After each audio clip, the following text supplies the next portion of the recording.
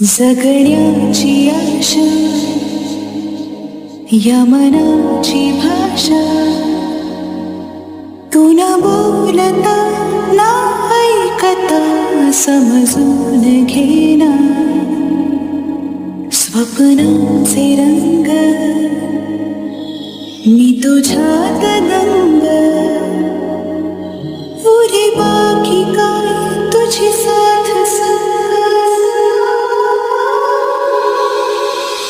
आकाशी चंद्र चांदण्या तोडून मी कहाळल्या मनाचा पाळणा करू बांधून घे जरा झुला